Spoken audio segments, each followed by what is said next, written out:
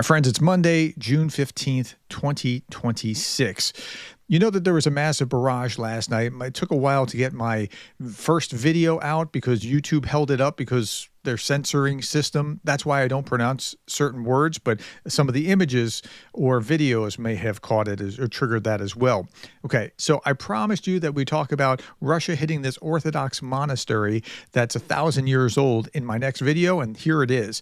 So you know that 42,000 people spent the night in shelter in Kyiv overnight, or shelters in the metro overnight because of the massive barrage, 681 missiles and drones last night.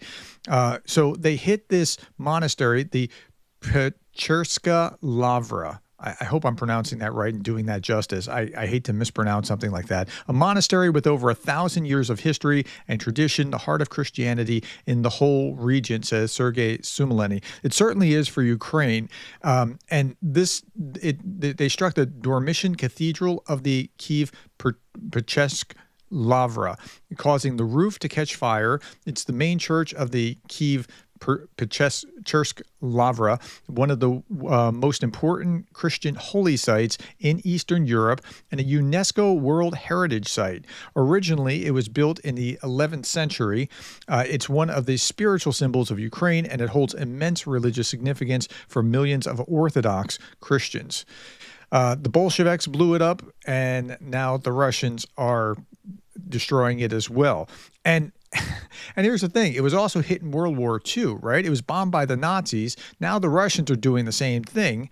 It's again, UNESCO-listed monastery, previously devastated in a war in 1941. More than 80 years later, the historic complex has once again been damaged by the conflict. And there's more to the story. It was built in 1078.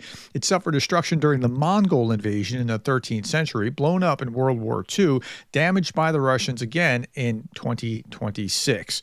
So that's its history. Here's Yulia Servanenko talking about it. The Dormition Cathedral, a UNESCO World Heritage Site and priceless cultural landmark, has been struck and is burning, a brutal assault on our people and our heritage. This is the true face of Russia's Orthodox values. Yeah, I mean, and they claim to be a brotherly Christian nation, but then you see this.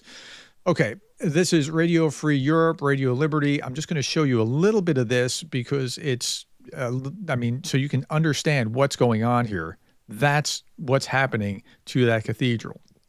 Okay, Metropolitan Epiphanis of Kyiv and all Ukraine said, one more Russian crime against humanity, against history, against Christianity. Here's his quote.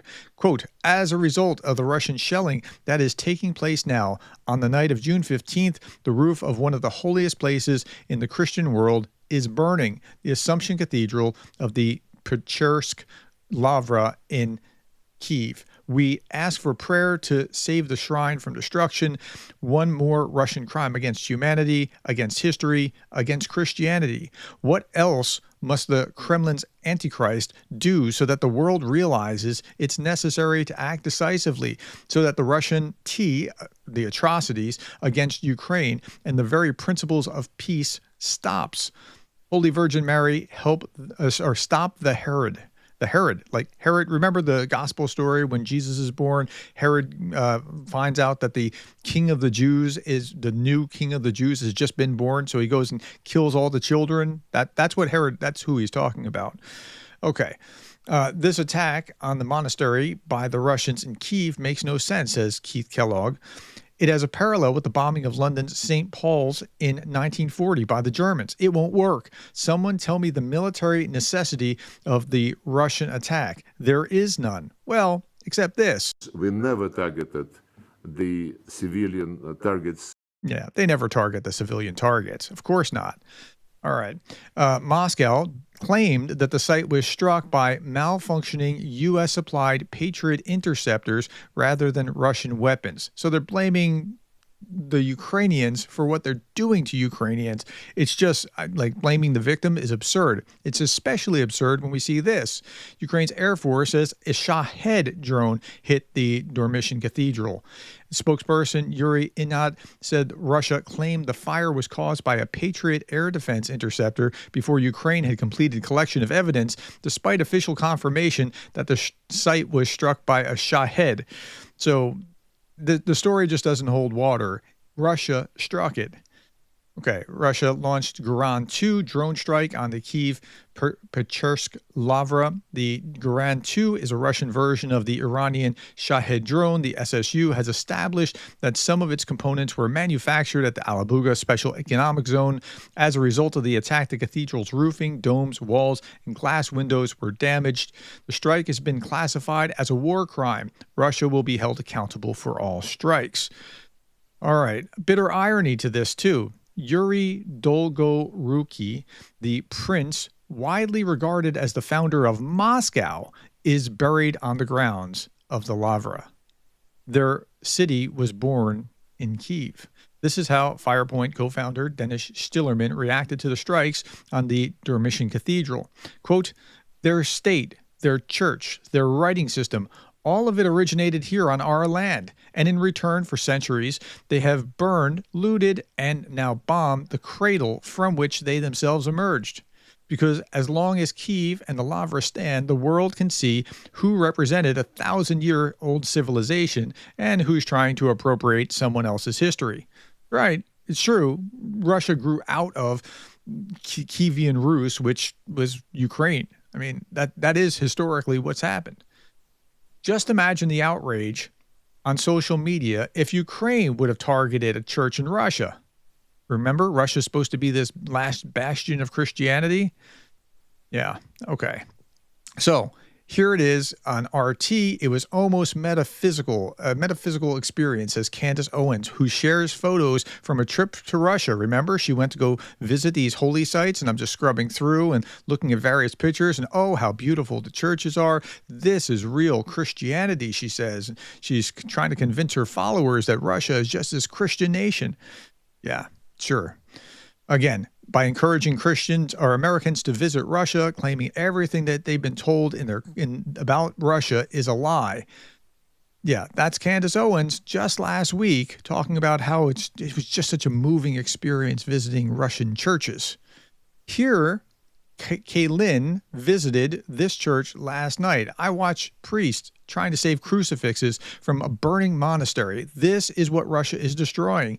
Kyiv-Lavra is one of the holiest Orthodox sites on earth, a UNESCO World Heritage site. Moscow calls itself a Christian nation, and this is what he was seeing last night. So there's a priest behind me right now trying to save a cross because this building, which is almost 1,000 years old, was hit by Russian missiles. You can see the police officer right behind me is looking out for missiles and drones, which are also coming into the city.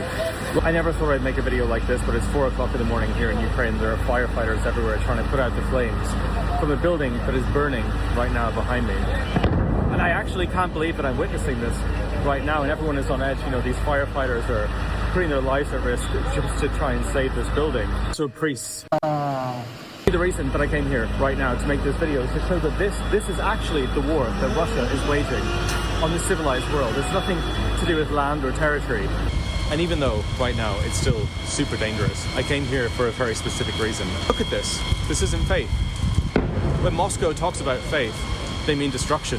This is actually what Putin's holy war actually looks like. Yeah, that's right. Now, it's not just there either. Like, look at just next thing. Go and look at A Faith Under Siege. If you haven't seen the documentary about all the churches that have been hit, this is just the last month or so. April 16th, 2026, Putin bombed a Baptist church in Ukraine last night. 10 victims so far, included the pastor. His daughter is to wed next month. Putin has killed as many as 80 pastors and priests and destroyed more than 700 churches. He targets evangelicals disproportionately. Or this. this. This is not the same incident. This was April 16th. This is May 24th, a different church, Light of the Gospel Evangelical Church in Balakia, Kharkiv Oblast, was targeted by Russians yesterday. Remaining high priority targets for the Russian military are evangelical churches, Catholic churches, any denomination that's not part of the Russian state religious system. And then we see this. This was June 2nd. And June 2nd, this was sent to me. It wasn't something that I highlighted, but here's the pastor from the church who happens to speak English. So you can see, and he'll walk our way through this. Today, 2nd of June, it's a very special day for New Life Church.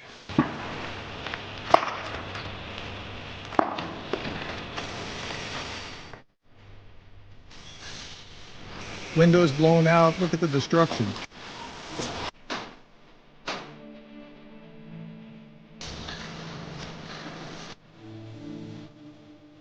It was very big damage. Missiles get almost to our facility.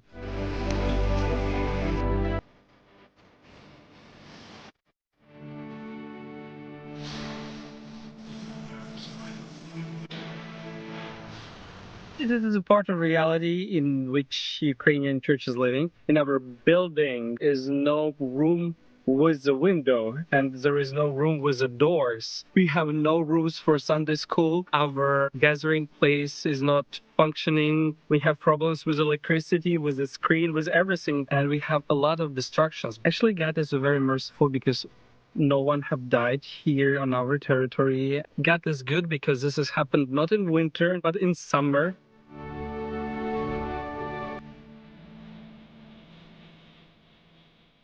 We are working together as a body of Christ, cleaning, taking out from here all garbage.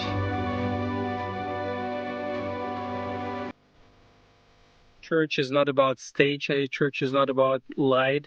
Church is about gathering. I know that nothing can destroy church. Not a war, not attacks, not missiles. Nothing cannot destroy the church that was planted by God. I'm sure that we will continue to do what we are doing, building His kingdom. And I invite you to join in what we are doing and being together with us, with the Ukrainian church. Yeah, and this is what Putin is hitting, right? I mean, okay, I'm going to leave this with you. If you're at all moved by that and you want to donate there, you're welcome to do that. Here, I saw this. I was looking for the monastery. This is for that New Life Church that was hit in the last big attack on June 2nd. This is funds for the restoration of the Lavra's Dormition Cathedral after the Russian attack will be provided as early as today, says Servandenko. I couldn't find any kind of, they say, you know, donated by the state and assistance from patrons. I couldn't find any particular link for that. I'll make it available if somebody wants to send that to me from a legitimate source, right? Because I know that this one came right out of that from New Life Church. Okay.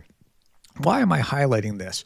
Bowling Alone. There's an American academic that wrote this book, Bowling Alone, The Collapse and Revival of American Community. Churches and other community centers are sources of great strength to the community. And when they fall apart, when there's no community organization, and here he was giving the example of bowling leagues, right? When that goes away, people fragment. And so Putin knows what he's doing by targeting these kind of centers, because this drives out community, or the ability for people to get together in groups and be able to support and strengthen one another. So my shout out here is to those that were affected by this in any of these churches that were affected. And we wish you the best. We're supporting you. We're behind you. We just want you to know that. Trump must pressure Putin. I'll keep saying that. And I'll leave you with Darth Putin. We are fighting the satanic West to defend traditional Christian values by bombing cathedrals. All right, my friends, tell me what you think about what you saw here in this video. Thank you for your time, the likes, the shares, and the subscribes. And thank you for being the kind of person who cares about Ukraine.